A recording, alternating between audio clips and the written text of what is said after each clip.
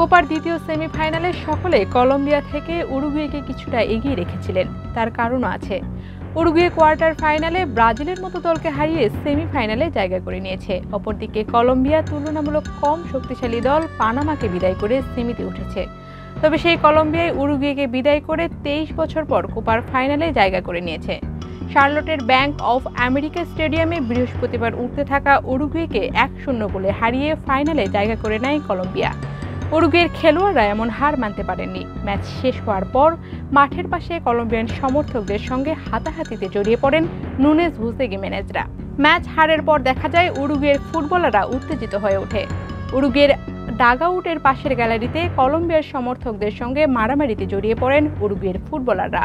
তখন ছিলেন Darwin Nunez, হুসে Gimenez এবং রোনাল্ড আরাউজোকে। সে সময় কোনো নিরাপত্তা কর্মী তাদের আটকাতে আসেননি। এরপর সংঘর্ষ বড় আকার ধারণ করলে সেখানে কয়েকজন প্রহরী এসে উরুগুয়ে ফুটবলারদের সরিয়ে নিয়ে যান।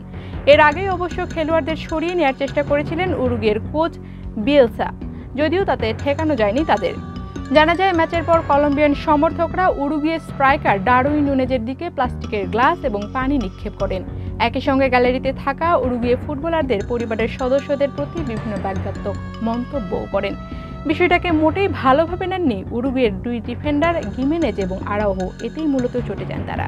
তখন কি হয়েছিল তার ব্যাখ্যা দিয়ে গিমেনেজ বলেন, আমাদের পরিবারকে বের করে আনতেই হতো। সদ্যজাত বাচ্চাটা ছিল ওখানে, কিন্তু কোনো পুলিশ নেই। আমি আশা করব তারা পরিবারগুলো, সমর্থক আর স্টেডিয়ামের আশেপাশে নিরাপত্তার আরও সতর্ক হবে।